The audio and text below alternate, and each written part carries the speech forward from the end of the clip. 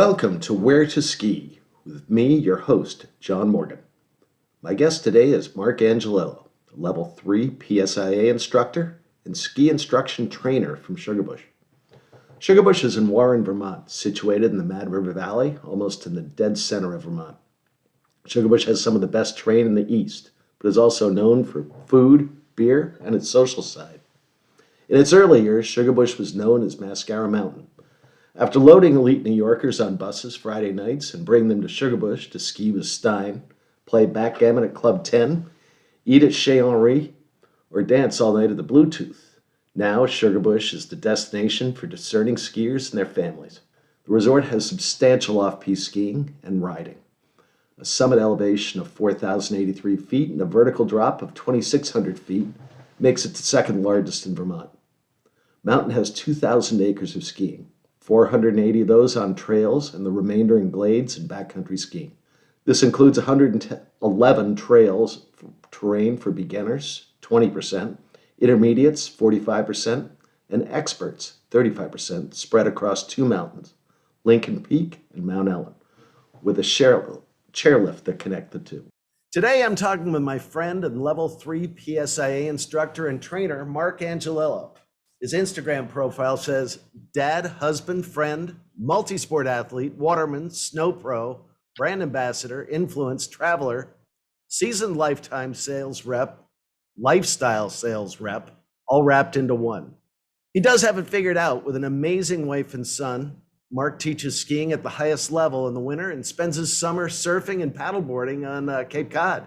So Marc, thanks for joining us today. Let's talk Sugarbush. All right, well, let's talk my Sugarbush. That's great.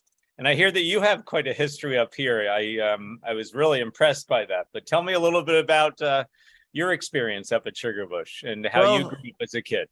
Well, like I said, my mother taught there from about 1960 to 1968. I was sort of a mountain rat there. And it was a small place. And that's when Stein and Peter Eston ran the ski school. Stein actually got his head taken off by my mother when he tried to teach me how to do a flip at like age 10. That's great. And, Sugarbush has grown up. When I was there, it was, Mascara Mountain. Now they've acquired Mount Ellen. And in the last 50 years, it's not the glitzy place that it was. It's about skiing. So Marc, what is it about Sugarbush that makes it so special now that a lot of people choose it over many New England resorts and even some of the large Rocky Mountain resorts? Yeah, that's interesting you say that. So I've been up in Vermont winters for about the last 40 years. And I started off down at Bromley Stratton for 3 years and was just coming out of college and coaching down there and teaching and starting these development team programs. And then when I got in the industry, I went up to Killington, and I was at Killington for about a decade. And as the years went on, people discovered these ski areas, and we had the whole evolution of skiing was starting to blow up again. It went through these cycles. So about 26 years ago, I moved up to Sugarbush seasonally because I just felt it was a lot purer, and I guess sometimes when you go an extra 45 minutes to an hour, people aren't really willing to do that. But I also saw the beauty of the valley. When I moved here, both Mount Ellen and Sugarbush were one. They did, with permitting, go ahead and get the longest detachable quad in North America, which connects the two mountains through Slidebrook. And once that was approved, the game started changing because then it was like a 2-for-1 deal. So there was just a lot of really special things, John, that Mount Ellen and Lincoln Peak share, which is Sugarbush. So it's been good. That's awesome. At Lincoln Peak, there's some crazy terrain. There's some stuff up at the top like Steins Run and Castlerock, both on different parts of the mountain, but they're crazy runs. For an expert skier, what's your go-to day of skiing? Well, I like to kind of warm up over on a gatehouse area, but I immediately go up to North Links, and that's the top of the lift that actually gets you over to Slidebrook where you can ski, through the woods. But I like Birches, I like Sunrise, Morning Star. It gets the first amount of light in the wintertime, but then I immediately shoot over to Gatehouse, over to Super Bravo, and then start to really warm up, Valley House, Spring Fling, Lower Snowball, Racer's Edge. And like you were alluding to, off of that, you have about 1,600 vertical just on the lower part of the mountain, when the upper mountain is sometimes, under weather, because it is 4,000, just shy of 4,000 up top. So sometimes you have to play the weather game. But all the ones that you mentioned, which are Steins and the Mall and Lixies and Twist and Moonshine, will give you a pretty solid workout first thing in the morning, or at that point, anytime during the day. What about regular skiers? You take a lot of not expert skiers, I'm sure, on that mountain. Where would they go? There's some beginner, there's some intermediate. The intermediate goes all the way from the top, but where's the best place for them to go? Yeah, it seems like we do about 80% of our lessons start over on Gatehouse, which is just off to the right of the Lincoln Peak Village, and runs like pushover, lower pushover. Sleeper seems to be one of their favorites over there. Are great, easy rider. There's a couple of lifts over there, one attached quad, one detachable quad, and you knock off about 900 vertical there. And then there's actually woods access over there too. So as the skiers and the groups start to elevate their games, you can start to test them out on that lower elevation woods. But I like working over there. And then immediately, once they've kind of shown their confidence level and their ability to control their speed with proper turns for the proper terrain, take them over to Super Bravo, probably drop down Downspout, which gets you over to Heaven's Gate. And the next thing you know it, you're on the top of the mountain. And you can do Jester, which is one of my favorites to warm up the group with. It is a 2.5-mile run. You might remember it. It was one of the original logging roads that they opened up on Christmas Day, 1958. It's about 2,400 vertical. And as you ski down the outer slopes and stuff like that, not only the views of Pico and Killington and Mount Washington and Mount Mansfield available, but you're skiing and surfing and buttering all the way down, and you can feel like 2-3 different mountains in one run. So it's a pretty massive playground, John. It's pretty neat. Where's my favorites? All of the above. That's cool. That's cool. They in our prep call yesterday, you mentioned you were starting to ski rails and some of the parks now. Tell me about that there. Well, early in the season, when we open up Lincoln Peak, which is Sugarbush South, if you will, they usually set maybe like a dozen different features on Slowpoke, and then once the mountain starts to open and Mount Ellen opens up, then they have a whole area over there off the Sunshine Quad, and they must have another 70 features. So between the two parks, there must be close to 100 features over there.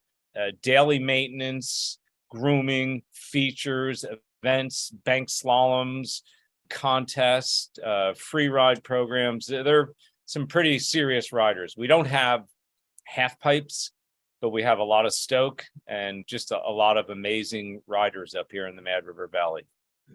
Hell, you're braver than I am. I can't do features anymore. It just doesn't work. But the rest of the mountain sounds awesome. I'll stay off those. Yeah. You mentioned about the grooming. What's the grooming like at Sugarbush these days? Well, interesting. We got 111 trails. On an average day, you'll see anywhere from 40 to 50 runs groomed. And so every day on the snow report or the daily report, you can actually see on this map as to what they've groomed. Obviously, they groom the main veins over and over again, and that gives you a different type of energy. When something's groomed every day, you can sink into it. It's more lively, it's more active underneath your skis. Between the two mountains, I would say that the majority of the skiers and the riders are really going after the non-conventional terrain, the rocks, a little bit of cliffs, the Castlerock, going over to Northridge Express and doing Tumbler and the cliffs and Hammerhead. And so, they do leave maybe over 40% of the mountain ungroomed because that's what the consumers want. So Hmm. you can find everything. You can find from A to Z. It's amazing. Yeah, that's pretty cool. That's a lot of grooming they do too. There's a lot of glade skiing and tree skiing there. Does it help to have an instructor as a guide when you're first showing up to be able to lead you through some of that and show you what would work with your ability level?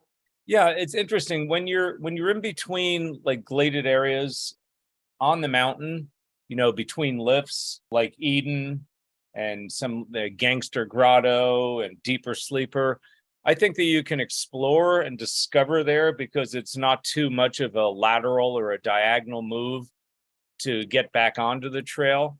So that's good. And sometimes it's like going on the highway, you can follow people down and you might not want to be on the same bus that they are, but they all end up in the same spot, which is back to the trail. But if you're going over to Slidebrook, which is the top of North Links, I would probably suggest going with somebody that's done it a couple of times because it is about a 4 mile drop and you ski through glades and chutes and across emergency roads and access, and you're inside the national forest. And you ski about 4 miles all the way back to German Flats, which you're familiar with. And at the top of the hour and the bottom of the hour, they have buses that leave either Mount Ellen or Lincoln Peak. So you can catch rides either way. And you don't want to miss one of those buses because then you're waiting another 45 minutes, So actually watching your watch helps you. And I think the record is 8 or 9 runs, 4 or 5 mile runs through the woods in a day, catching every lift, every bus, all the way through the day. So there's some tree nuts, if you will, out there that just love that stuff, John. That's pretty unique. There's not a lot of areas in the East where you can get that much tree skiing or off-piste skiing. You get some out west, you get it in Europe all over the place, but in the East US, not so much. That's pretty cool. They've really embraced it. They used to do tours through there. I know with the different Blazer programs that we're allowed to bring the kids in there. It does require a lead and a tailor, for safety. And I think that the key is in the woods, is to make sure you have, your shorter radius turns down, that you manage your speeds and, kind of enjoy the journey. It's not about, like I talked about, that guy trying to do 8-9 laps. Obviously they knew it very well, but it's a really, like you said, a unique experience that not a lot of areas have embraced in the last decade, but we certainly have. So it's pretty special to us. It's pretty cool. Aside from the skiing in Sugarbush being pretty unique, there's a lot around the Warren Waitsfield area around Sugarbush that's unique. I grew up there, so I know some of it, but you've been raising a son who's up there a lot. What do you like about that area, and what are some of the cool spots for people to hit? Families or just singles? Yeah, interesting. Well, the mountain has really done an amazing job. I think last year they did 80 different events up in the village, and they have blizzard boogies, and they do s'mores every weekend day. They do free hot cider every weekend, Saturday and Sunday. They have doggy parades. They have jugglers. They have guys making balloons. And they do a lot of sampling with different cottage industries from people that make product throughout Vermont. They actually do a Brewers Fest too in the fall. And so the mountain does a really good job. And then in the immediate area, if you're with your family, while you're at the resort, obviously Castlerock Pub, which has more of a college feel to it, or Rumbles, which is a little bit nicer. Or if you have a family that wants to do a unique experience, you go ahead and sign up for a cabin cat ride up to Allen's Lodge, and I think they do up to 24 people dining, and you can alpine tour, climb up or snowshoe up. You can take the cat up and you can ski down. You just have to kind of watch how many glasses of wine or beer you've had. And so that's a pretty unique experience. But obviously the ones that you're familiar with, is Chez Henri always, brings that village back to life. There's Fit to be Tied, which is over by the Sugarbush Inn. And then if you go down the road, you have the Mad River Barn, the Hideaway, Mad Taco, the Warren House, the Pitcher Inn. Oh, there's just all sorts of delicious things to discover up here, John, and plenty of like Mad Taco and pizza places up here that just eat and run just because you're so busy doing something else like snowshoeing or snurfing on the golf course. It's pretty. There's a lot to do. Yeah, and you mentioned a little while ago about the cats. That's something I didn't know about. There's early morning cats that are available at Sugarbush. Yeah, I've been lucky enough the last couple of years to be the lead on that. And what we do is they actually just got a new $250,000 cat, which houses 8 people in it. And what we do is we go up to the top of North Links. We leave at 6:30 in the morning. You've got to sign up about 72 hours in advance. I think it's $120 from 6:30 to 8:30. We usually get about 6 laps in. And in essence, what we do is we ski the top 1,000 vertical feet. And it can be on packed powder, it can be in the woods, it can be in powder on the slopes. But we ski down as a group. He's waiting for us at the bottom of North Links, and he takes us back out. So we load our skis just like a Western cat. And it's a really neat experience. It's pretty affordable. It's only like $20 a run. And we average about 6 runs. There are some age limitations with children.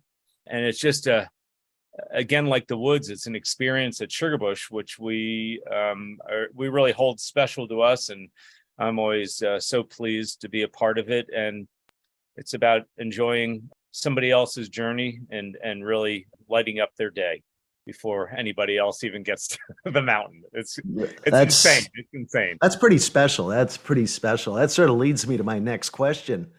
You do a lot of sports. You're ingrained in sports for a whole time I've known you. What's your philosophy around skiing and instruction? Yeah, interesting.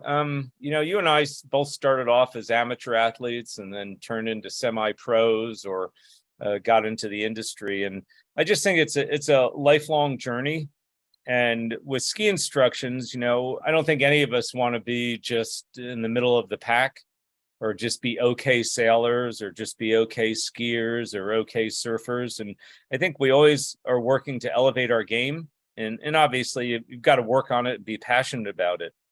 But for me, I go to a couple of major events a year where I'm under the lens of national team members from PSIA, top 14 guys in the world that are actually evaluating me. And then I go to clinics every week where these different examiners and educators, even though I do some training myself of other instructors, we share. And it gives us, it heightens our awareness with the mind. We develop these 6 senses and also and heighten our sensitivity on the snow by letting the mind catch up with the feet and the feet catch up with the mind. So if you're serious about, elevating your game, it's more than just doing the same routine that you do all the time with your signature skiing. It's about reaching out, getting outside your comfort zone. So when you have somebody else that can guide you through that journey, with a ski instructor that's accredited, it's pretty special. It's like you get these breakthrough moments, John. It's like a 4th of July. Ooh, I get it now. So for me, that's what the whole coaching, teaching, and sharing, like you and I have our lives with our sons and other friends and family. That's for me, that's coaching, teaching, and my philosophy about ski instructing. Never stop elevating your game. That's a really good perspective. What's your own favorite day at Sugarbush? Oh, wow. Well, interesting. Obviously it's a day off. It starts off with a day off. And I think being with family and friends that you can share the experience with. Bluebird sky days are always good. Those are nice because of the visuals that you get a chance to slow it down. Good snow always makes a difference, but I've kind of learned to just celebrate, any day that I can get on snow. And so I celebrate sometimes with these seasons that correct themselves. We have season resets, but we're really lucky up here at Sugarbush because of our elevation, 1,500 vertical feet to 2,000. And we seem to be like the other mountains around us to be a little bit more insulated. So I just celebrate. I don't care if it's 2 inches or 4 inches or 6 inches. I just celebrate that I'm on snow dancing. There's energy in it, and I'm just having fun, kind of being free in wilderness and just loving what I get to do. So that's a pretty good day. I know one thing, John. The worst day on snow is better than the best day in the office. So I'm with you there. I'm totally with you there. Marc, it's been a ball talking to you. Thank you for taking the time to talk to us about Sugarbush. If you want to ski or fine tune your skiing or explore, just ask for Marc at Sugarbush's Ski and Ride School.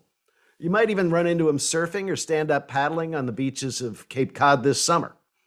If you like our podcasts, please share them and listen to perspectives on other areas like St. Anton, Squaw Valley, Jackson Hole, and others. Thank you all for joining us.